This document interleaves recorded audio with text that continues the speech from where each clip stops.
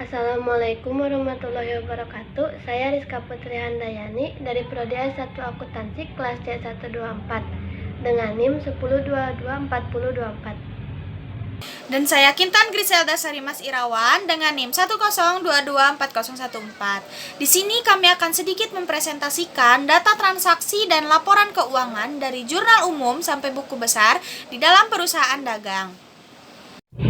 Di sini kami memilih perusahaan dagang yaitu Toko Sembako Sigit Sitepu. Toko Sembako Sigit Sitepu adalah sebuah perusahaan yang bergerak di bidang perdagangan barang kebutuhan pokok atau sembako dengan model grosir. Perusahaan ini didirikan untuk memenuhi kebutuhan masyarakat akan sembako yang berkualitas dengan harga yang terjangkau. Dalam konteks ini, sembako mencakup berbagai produk yang diperlukan oleh masyarakat sehari-hari seperti beras, gula, minyak goreng, tepung, dan berbagai bahan makanan lainnya. Toko Sembako Sigit Sitepu beralamatkan di Karasak, Kecamatan Asta Anyar, Kota Bandung, Jawa Barat. Oke, lanjut masuk ke perusahaan dagang. Apa itu perusahaan dagang? Perusahaan dagang adalah jenis bisnis yang bergerak dalam perdagangan barang, di mana mereka membeli produk dari produsen atau distributor dan menjualnya kembali kepada konsumen atau pengecer. Perusahaan ini tidak terlibat dalam proses produksi barang, melainkan fokus pada kegiatan jual beli. Oke, next, apa itu jurnal umum? Jurnal umum adalah catatan akuntansi yang digunakan untuk mencatat semua transaksi keuangan yang terjadi dalam suatu entitas secara kronologis. Oke, lanjut, apa itu buku besar? Buku besar adalah catatan akuntansi yang digunakan untuk menyimpan dan mengelompokkan informasi keuangan dari suatu entitas. Buku besar berfungsi sebagai sumber utama untuk menyusun laporan keuangan dan memberikan gambaran yang jelas mengenai kondisi keuangan perusahaan. Lalu, apa itu sistem perpetual? Sistem perpetual adalah metode pencatatan yang mencatat setiap transaksi yang mempengaruhi jumlah persediaan secara real time. Dalam sistem ini, setiap kali terjadi pembelian atau penjualan barang, pencatatan persediaan akan diperbarui secara langsung. Nah, selanjutnya ada data transaksi Toko Sembako Sigit Sitepu yang dilakukan selama 1 bulan berjalan pada bulan Desember 2024. Pada tanggal 1 Desember 2024, modal awal Sigit adalah sebesar 50 juta. Maka pada jurnal umum muncullah 2 akun, yaitu kas pada modal. Kasnya di debit dan modalnya di kredit. Selanjutnya ada transaksi pada 2 Desember 2024, yaitu membeli peralatan toko dan peralatan elektronik secara kredit dengan FOB tujuan sebesar 7.300.000. Nah, di sini ongkirnya yaitu FOB tujuan, yaitu ongkir dibebankan oleh penjual, sedangkan FOB titik pengiriman yaitu ongkir dibebankan kepada pembeli. Nah, kita di sini lihat dulu nih, kita ini sebagai penjual atau pembeli. Karena kita membeli, berarti ongkirnya dibebankan kepada penjual.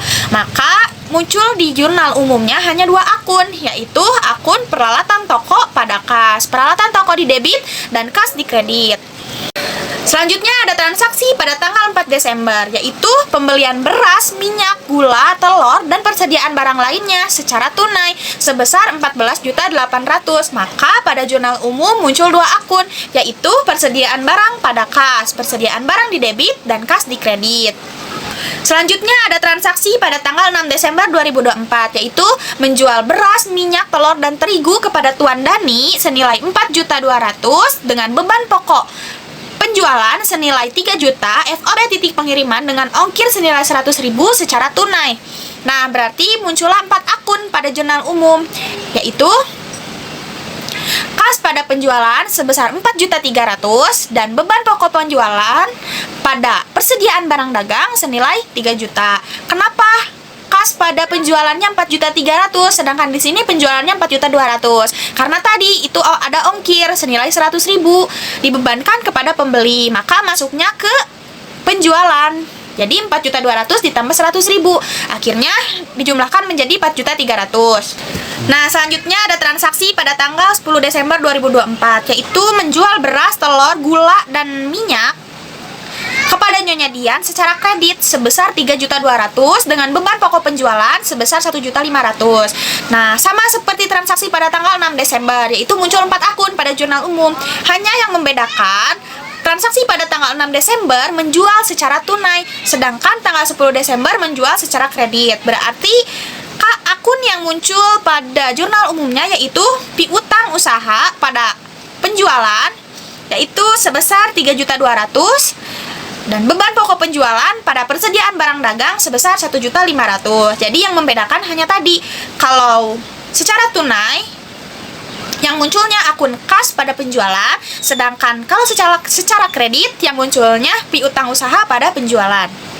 Nah, selanjutnya ada transaksi pada tanggal 15 Desember, yaitu membeli persediaan barang dagang secara tunai senilai 5.400.000. Berarti pada jurnal umum muncul akun persediaan barang dagang pada kas sebesar 5.400.000, persediaan barang di debit dan kas di kredit. Nah, pada tanggal 20 Desember menjual beras, minyak, dan telur kepada Tuan Hasbi secara tunai sebesar 2.500.000 dengan beban pokok penjualan sebesar 1 juta FOB tujuan. Nah, berarti sama seperti transaksi tanggal 20. Yaitu pada jurnal umumnya muncul akun piutang usaha pada penjualan dan beban pokok penjualan pada persediaan barang dagang.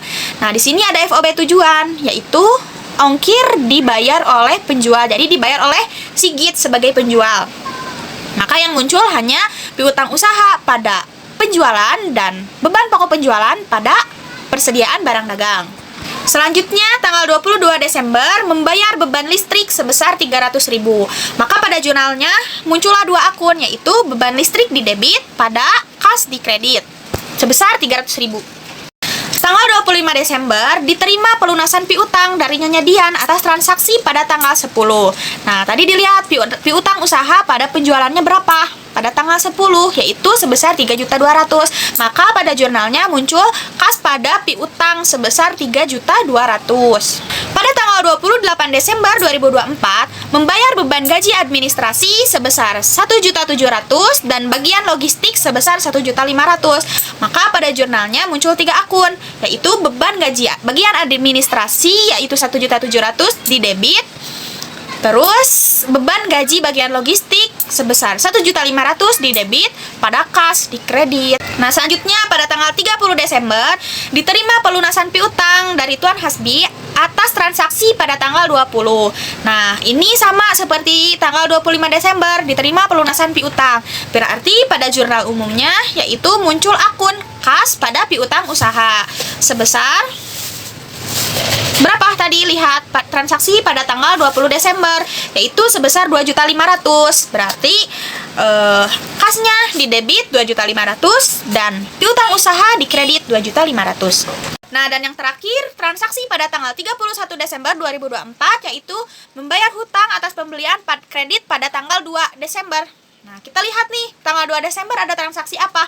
Ternyata membeli peralatan toko dan peralatan elektronik secara kredit sebesar 7.300.000. Maka pada jurnal umumnya muncul dua akun, yaitu hutang usaha di debit sebesar 7.300.000 dan kas di kredit sebesar 7.300.000. Nah, hasil dari semua ini kita jumlahkan. Hasilnya berapa? Hasil di debit berapa? Hasil di kredit berapa? Dan hasil dari debit dan kredit ini harus sama. Kalau ada yang beda, berarti kita harus lihat lagi nih, mana yang salah. Nah, setelah pencatatan melalui jurnal umum, sudah dijumlahkan dari debit dan kreditnya sama, kita pindahkan ke buku besar. Buku besar ini kita catat dulu per akunnya. Ada akun kas, piutang dagang, peralatan toko, persediaan barang dagang. Tergantung kita lihat akun apa yang muncul di jurnal umumnya. Contohnya di sini ada akun kas. Kita tulis transaksi yang terjadi dari tanggal 1 sampai 31 itu. Akun kas itu apa saja, sesuaikan debit dan kreditnya. Kita lihat di jurnal. Nah, lalu dijumlahkan hasil debit berapa, hasil kredit berapa, lalu dikurangi. Di sini akun kas sebesar 60 juta debitnya dan kreditnya yaitu 31.600.000. Nah, berarti 60 juta dikurangi 31.600.000 hasilnya 28.400.000. Begitupun seterusnya akun piutang dagang, akun peralatan toko di sini yang muncul. Sampai beban-beban. Nah, setelah buku besar beres, kita pindahkan ke neraca saldo. Nah, neraca saldo ini tinggal kita pindahkan hasil-hasil dari buku besar. Nah, contohnya yang pertama ini ada akun kas. Kita lihat di buku besarnya. Jumlahnya tadi berapa? Hasil dari semuanya ketika sudah dikurangi. Akun kas di sini 28.400.000 di debit. Berarti kita pindahkan di neraca saldo. Kas di debit sebesar 28.400.000. Nah, selanjutnya yang kedua ada piutang dagang. Kita lihat di buku besar yang sudah kita catat. Di sini piutang dagangnya 0 rupiah di debit, berarti pindahkan ke neraca sebesar 0 rupiah. Selanjutnya ada peralatan toko. Kita lihat di sini peralatan toko. Oh, berarti masuknya di debit 7.300.000, kreditnya nggak ada, berarti tinggal pindahin aja gitu kalau di neraca. Nah, terus ada akun. Kita pindahkan akun kas sampai beban-beban, pindahkan yang dari buku besar sampai ke neraca saldo.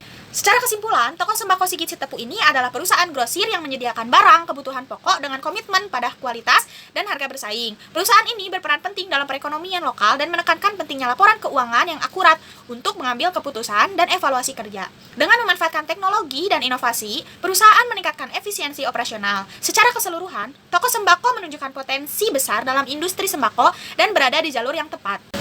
Mungkin sekian video presentasi yang dapat kami sampaikan. Mohon maaf apabila ada salah kata atau pengucapan. Wassalamualaikum warahmatullahi wabarakatuh.